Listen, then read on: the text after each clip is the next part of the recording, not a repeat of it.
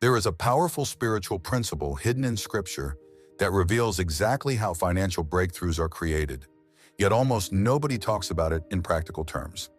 I discovered it during one of the darkest seasons of my life, when my bank account was empty and my future felt uncertain. This single revelation transformed my entire relationship with money, work, and purpose. It took me from barely surviving each month to building a business that now supports my family and blesses others. In this message, I'm going to share that principle with you so you can unlock your own financial breakthrough this year. For a long time, I believed the reason I was stuck financially was because I lacked something essential. I thought I didn't have the right education, the right connections, or the right opportunities. I assumed successful people were born into advantages I never had. Every time I failed, it reinforced the belief that I was simply behind in life. I'm sharing this because I know many of you feel the same way right now. I used to pray constantly for God to change my situation. I begged Him for open doors, better opportunities, and financial miracles. I asked for signs and confirmations that things were about to shift. Yet month after month, nothing changed. My prayers felt sincere, but my circumstances stayed the same. That confusion nearly destroyed my faith. At the time, I was working hard, but my income could barely cover my basic expenses. Bills kept stacking up faster than I could pay them. I was constantly worried about rent, food, and emergencies. Every paycheck disappeared the moment it arrived. I felt trapped inside a cycle I couldn't escape. There were weeks when I had to borrow money just to survive. I used credit cards and short-term loans to stay afloat. Each financial decision felt like digging a deeper hole.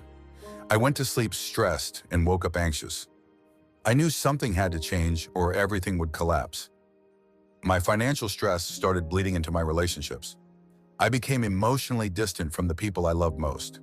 I wasn't fully present at home because my mind was always racing about money. My family felt the weight of my frustration and fear. I hated the man I was becoming. I convinced myself that money was the only thing standing between me and a better life. I believed that if I just earned more, everything else would fix itself. I thought joy, peace, and confidence were locked behind a higher income. That belief controlled every decision I made, and it turned out to be completely wrong. One day, while reading the Bible with fresh eyes, I came across a story I had heard many times before. But this time, something inside me shifted. I suddenly realized the story wasn't just spiritual inspiration, it was a practical blueprint for creating provision. That moment changed everything. Once you truly understand this principle, you can never unsee it. It begins to show up everywhere in Scripture and real life. You start recognizing patterns you never noticed before. It changes how you view work, talent, and opportunity, and it permanently rewires how you think about money. Before I explain it, I need to be honest with you. What I'm about to say may feel uncomfortable. It might challenge beliefs you've held for years. But if you lean in instead of resisting it, it could change your entire future.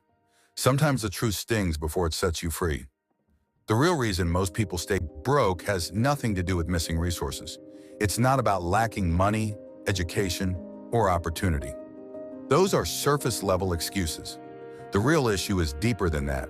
And once you see it, you'll never blame your circumstances again. If lack of resources were truly the problem, then everyone born into poverty would stay poor forever. But that clearly isn't true. People rise from nothing every single day.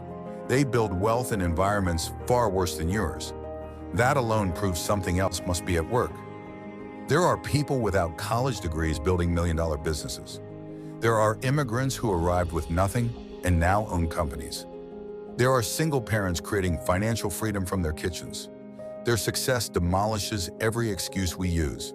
The evidence is everywhere if you're willing to look. There are people who started with less money, fewer connections, and more obstacles than you. Yet today they are thriving financially.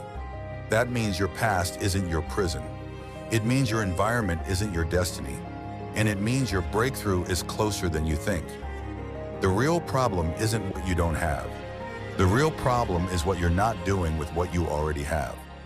God has already placed something valuable inside your life, but most people never use it properly. That unused gift is the true reason for financial stagnation. The Bible reveals this truth with shocking clarity. It doesn't hide God's financial principles in vague metaphors. It shows them through real human stories. And one of those stories contains everything you need to know. Let me show you exactly what I mean. In 2 Kings chapter 4, a widow loses her husband and is left drowning in debt. Creditors threaten to take her sons as slaves. Her entire future is collapsing in front of her eyes. She is terrified, desperate, and out of options. She represents many people listening right now. Instead of isolating herself, she does something powerful. She doesn't pretend she can fix everything alone. She doesn't fall into pride or despair. She runs to seek help. That decision alone sets the stage for her miracle. She goes to the prophet Elisha and cries out for guidance. She admits she cannot solve this problem on her own. She humbles herself before spiritual authority. She asks for wisdom instead of more money. That moment changes her destiny. One of the biggest mistakes people make is trying to fix their lives in isolation. Pride keeps us trapped longer than poverty ever could. You cannot see the full picture while standing inside your own storm.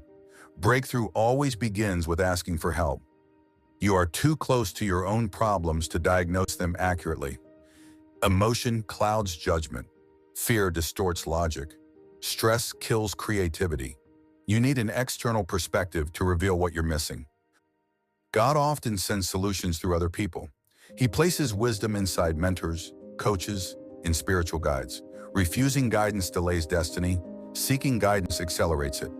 Elisha represented that higher vantage point. Elisha asks her a strange question. He doesn't ask how much debt she has. He doesn't ask how bad her situation is. He asks, "What do you already have in your house?" That question changes everything. She replies, "I have nothing except a small jar of oil." She minimizes the very thing that holds her miracle. She disqualifies her own gift, just like we all do today. She doesn't realize that her breakthrough is already sitting in her house. Her oil looks ordinary, small, and insignificant, yet it carries supernatural potential. Most people die with their miracles still buried inside them. We do the same thing with our skills, ideas, and experiences. We say, "It's not that special." We assume everyone else can do what we do. We underestimate what God placed in our hands. We bury our oil through insecurity and comparison. We hide our gifts because we're afraid of failing publicly. We silence our calling because it feels uncomfortable. And then we blame God for not blessing us. Elisha then gives her 2 instructions. He doesn't give her money. He doesn't cancel her debt supernaturally. He gives her a strategy. And strategies activate miracles. First, he tells her to borrow as many empty jars as possible. Not a few jars, not some jars, as many as she can find. This is a lesson about increasing capacity before expecting increase. Second, he tells her to shut the door and start pouring the oil. No distractions, no spectators, no excuses. Just focused obedience and action. She obeys exactly as instructed. She doesn't argue. She doesn't overthink it. She moves immediately. Obedience activates supernatural flow. She borrows jars from everyone around her. She refuses to limit her capacity. She prepares for overflow before it arrives. Faith always prepares for increase. She shuts the door behind her. She removes distractions. She focuses on the assignment. Breakthrough happens in private long before it shows up in public. The oil begins to multiply. It keeps flowing. Jar after jar fills up. The miracle unfolds in her obedience. The oil only stops when the jars run out. Not because God ran out of oil, but because she ran out of capacity. Your income is limited by your capacity. She returns to Elisha for the next step. She doesn't assume she knows everything now. She stays submitted to guidance. Humility protects momentum. Elisha tells her to sell the oil, pay her debts, and live off the rest. He instructs her to monetize her miracle. God never intended your gift to stay hidden. He does not tell her to give the oil away. He tells her to sell it. That alone destroys religious poverty thinking. Provision flows through value exchange. Your gift is meant to serve people. Your service creates value, and value creates income. That is God's economic system. You are compensated in proportion to the value you provide. The more problems you solve, the more income you generate. Money follows service. If you're broke today, it's not because God forgot you. It's because your oil is still hidden, your gift is unused, your value is unshared. Ecclesiastes says a dream is fulfilled through enterprise. That means business. That means systems. That means execution. God blesses productivity. God doesn't just give dreams. He gives strategies. He gives gifts, and He expects you to build something with them. I had a vision from God, but I didn't know how to execute it. I was gifted but confused, passionate but directionless.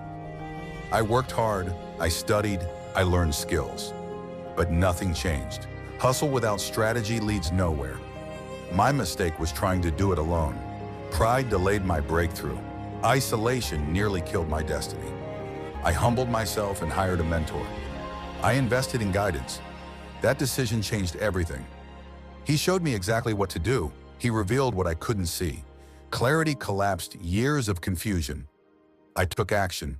My income exploded, my life transformed, not because of magic, but because of obedience. There was no secret formula, no lottery, no miracle check, just biblical principles applied correctly. So let me ask you a serious question. What's in your house right now?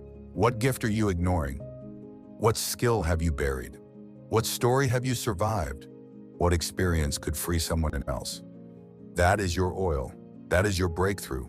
That is your assignment from God. If you're unsure what your oil is, I created a free quiz for you. It's in the description. It will reveal your gift and how to monetize it. It will show you your next step. This principle took me from broke to abundant. It works. I am living proof. I'm not special. I just obeyed. And you can do the same. When you apply this principle, failure is impossible. God designed it to work. Drop your biggest takeaway in the comments. Declare your oil publicly.